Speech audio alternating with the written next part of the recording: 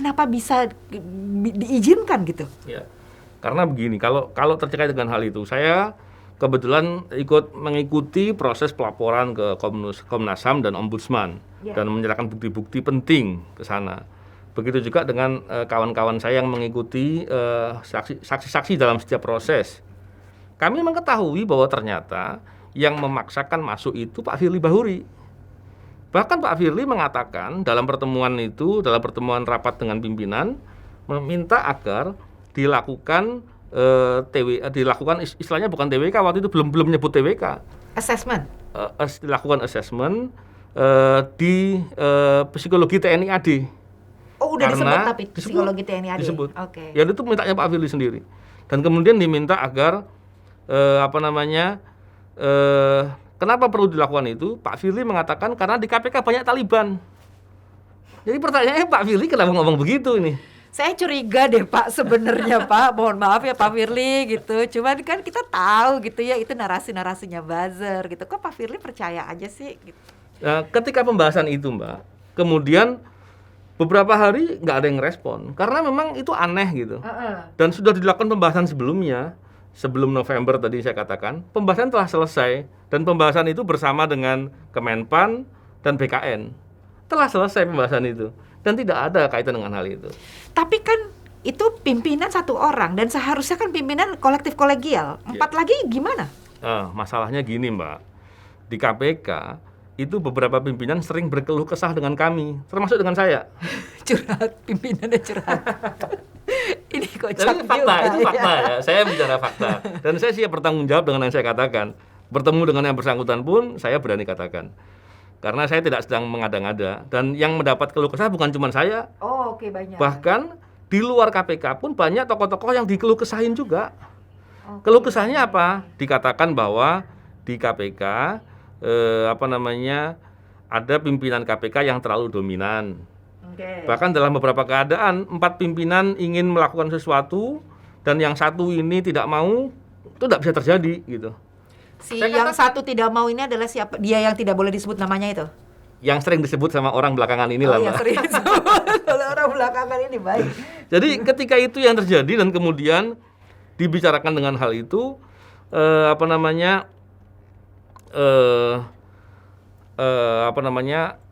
ini yang sering disebut oleh beberapa pimpinan KPK tadi, bahwa itu sering mengganggu. Karena kalau yang terjadi seperti itu, kan pasti namanya dinamika pengambilan keputusan di KPK pasti akan sangat terganggu dengan hal-hal yang demikian.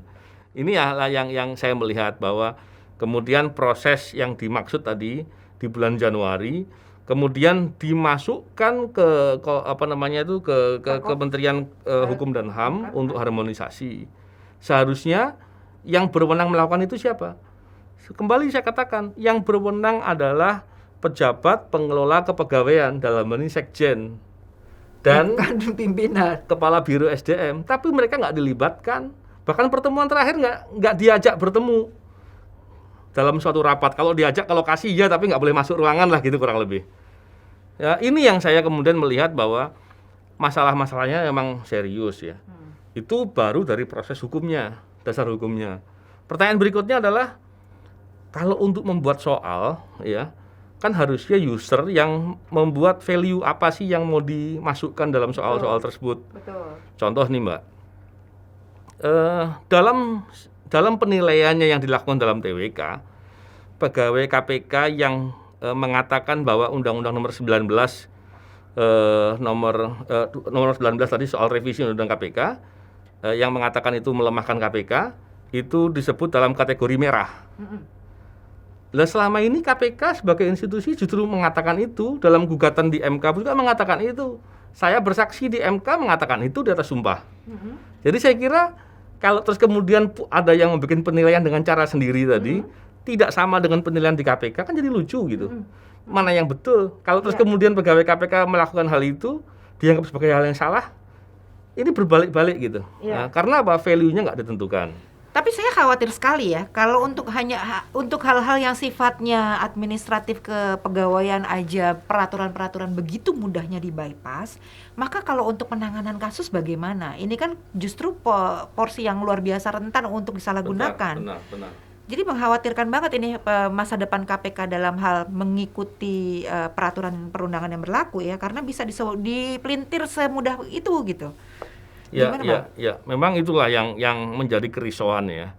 Karena pimpinan KPK ketika mengatakan dirinya nggak berdaya dengan satu orang kan lucu jadinya. Iya, betul. Karena harusnya kolektif kolegial itu ditegakkan. Kolektif kolegial justru untuk memastikan bahwa semuanya itu satu suara, Benar. mendapatkan porsi yang sama gitu kan. Benar. Harusnya begitu. Disitulah check and balance ya di antara pimpinan KPK. Seandainya ada yang berlaku dominan dan sewenang-wenang, pimpinan KPK lainnya harusnya mau melaporkan ke Dewan Pengawas. Betul. Kalau dulu pimpinan KPK yang mengetahui itu kemudian bermusyawarah untuk membentuk komite etik, dan kemudian pimpinan lain yang berlaku dengan melanggar kode etik itulah yang diadili dalam proses komite etik yang Iya. dibentuk. Iya. Harusnya begitu dulu. Harusnya. Tapi kan sekarang saya nggak tahu kenapa kemudian justru beberapa pimpinan KPK mengatakan tidak berdaya menghadapi satu orang pimpinan KPK. Ini yang menjadi Dan udah gitu curhat kerisauan. kemana-mana ya gitu Curhat kan. di mana-mana. Aduh, sedih banget ya. Iya. Terus saya mau teruskan sedikit Mbak, Iya, tadi yang terkait dengan TWK. Proses tadi yang terus kemudian berjalan, soal-soalnya pun ajaib ya. Banyak soal. Saya sering mengikuti proses tes, Iya. baik di Akabri maupun di lain-lain. Saya pernah beberapa kali mengikuti proses untuk jabatan struktural, dan saya lulus dan lolos sampai akhir. Terakhir nggak dilantik itu soal lain. Terus kemudian pegawai KPK lainnya beberapa menjadi trainer di kegiatan-kegiatan yang terkait dengan wawasan kebangsaan, pelatihan dan lain-lain. Iya. Ini kemudian kalau kemudian dites oleh asesor yang tidak bersertifikasi, bahkan Ada yang mungkin- tidak bersertifikasi. saya meyakini semua asesornya itu tidak bersertifikasi. Itu yang kita pertanyakan dan tidak mau dijelaskan. Oke. Ini yang menarik gitu. Kalau kita lihat lagi dasar hukumnya bermasalah, metodologi untuk melakukan tesnya bermasalah, karena kalau bicara assessment tentu banyak hal yang bisa dijelaskan soal itu. Framework wawasan kebangsaannya aja belum Betul, jelas gitu kan, betul. definisinya apa. Asesornya bermasalah. Terus pertanyaannya adalah yang berwenang melakukan tes assessment ini siapa sih? KPK atau BKN? Ya. Ternyata kita tahu bahwa yang berwenang adalah KPK. Karena ternyata Taunya ada MOU antara KPK dengan BKN, Oke. dan ada perjanjian untuk melakukan tes ini. Dan dalam MOU dan perjanjian itu dikatakan yang berwenang KPK untuk melakukan assessment, yang dalam pelaksanaannya KPK bisa bekerja sama dengan BKN.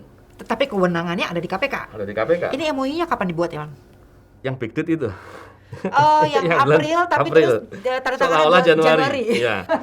Jadi hal-hal seperti itu menjadi serius. Tapi kan fakta-faktanya ada, kita lihat, kita baca. Dan ketika itu menjadi dasar hukum, harusnya kan bisa menjadi tumpuan norma. Itulah yang terjadi. Ketika kemudian BKN mengalihkan kepada institusi-institusi lain lagi, emang BKN berwenang melakukan itu? Atas dasar apa? Karena yang disebut dalam peraturan atau perjanjian itu hanya kepada BKN. Dan BKN itu tidak punya kualifikasi untuk melakukan assessment. Mereka hanya berkualifikasi untuk melakukan rekrutmen. Lalu standar value yang dipakai apa? Standar penilaiannya apa? Kalau kita bicara lagi Ini prosesnya ajaib banget ya, Bang. ajaib, banyak sekali. Dan kalau kita lihat lagi, seandainya kalau assessment dilakukan dengan profesional, value-nya benar, norma-norma value-value yang mau diukur sudah ditentukan dengan cara yang benar, metodologinya benar, assessment-nya sudah tersertifikasi, terus pola yang dilakukannya tepat. Hasilnya kalau kita lihat kaidah-kaidah assessment itu maksimal bisa mampu untuk memotret keadaan yang sebenarnya hanya 65%. Itu pun kalau benar Kalau sebuah benar semua metodologinya, karena pasti ada ininya Bias-bias ya. bias-biasnya, Betul. baik bias pertanyaannya maupun bias asesornya gitu Benar. ya, maupun bias yang diwawancara. Nah, itu berlaku internasional, itu kaidah internasional itu. Yang berlaku bahwa assessment yang dilakukan kalau dengan cara yang benar semua mampu memotret kebenarannya 65%. Artinya harus dicek lagi. Ini Diceknya kemudian di cross check dengan misalnya rekam jejaknya selama rekam ini. jejaknya, dengan pola kerjanya dan banyak lain lagi yang bisa dilakukan. Dan yang menarik adalah untuk bisa melakukan itu diperlukan tahapan tes 7 tahapan, 7 atau 10 saya lupa. Tapi ini cuma 2 apa 3. Artinya kalau nilai kevalidannya tidak lebih dari 30%. Sudah nilainya sangat rendah. Kemudian dibuat seolah-olah ini tidak bisa dibina. Ini suatu hal yang stigma-stigma yang udah parah banget ya. Dibuat. Nah ini sebenarnya saya juga bingung nih, karena saya baca berita gitu katanya BKN bilang bahwa BKN itu selama ini mengetes calon ASN gitu ya dalam proses rekrutmen. Mereka tidak biasa untuk mengetes orang-orang yang sudah cukup lama bekerja di suatu institusi.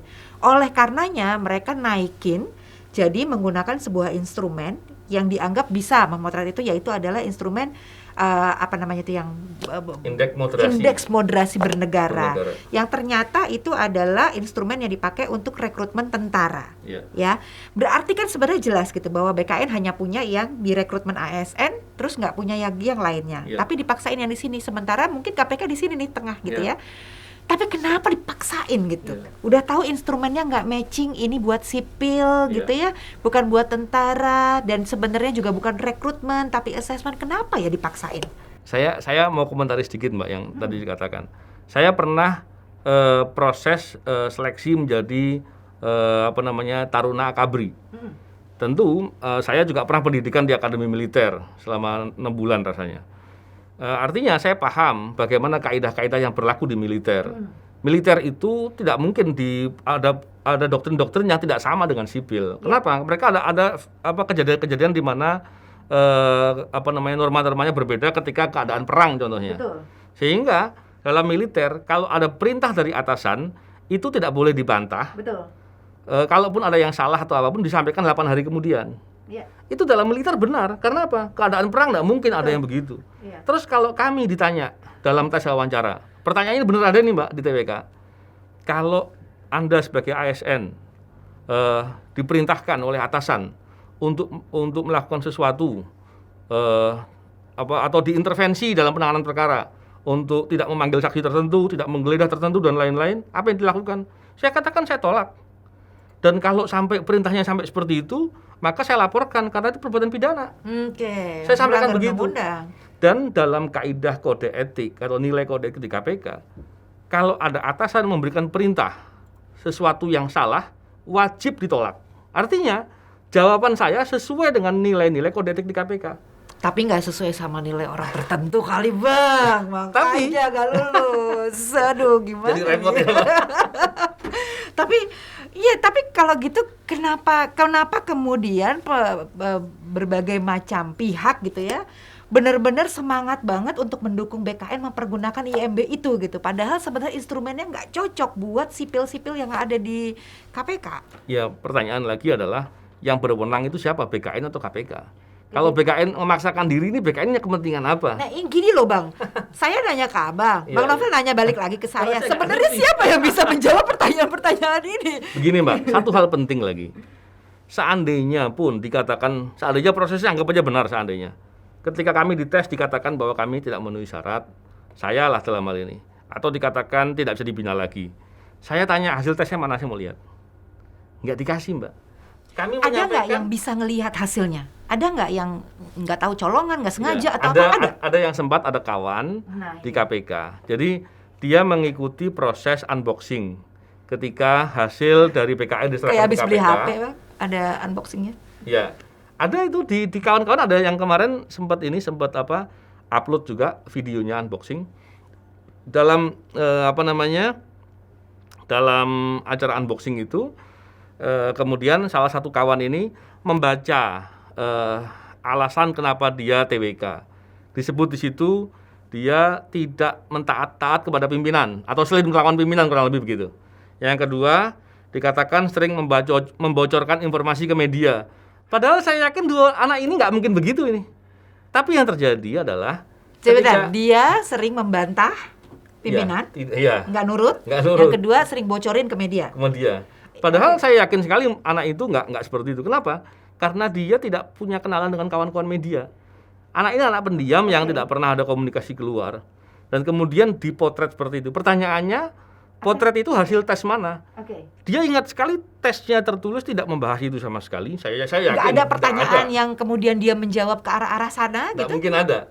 Dan yang kedua, di wawancaranya pun tidak dibahas itu. Hasilnya itu dari mana gitu? Kok ada sulapan begitu? Oke. Ini contoh yang kemudian kita malah justru melihat ini memang apa ya, aneh lah. Kalau dibilang ini sebagai tes yang lumrah, saya kira tidak. Nah, pas dia unboxing dan ngelihat itu, dia protes nggak? Atau dia mempertanyakan nggak? Dia mau protes nggak bisa, dia mau protes ke siapa, dan di forum itu dia bingung, loh kok bisa seperti ini? Tapi semuanya nggak bisa, semua bilang saya nggak tahu. Pimpinan pun mestinya akan menjawab nggak tahu. Sekarang kan lagi rajin juga mereka bilang nggak tahu ya. Ditanya Komnas HAM jawab nggak tahu.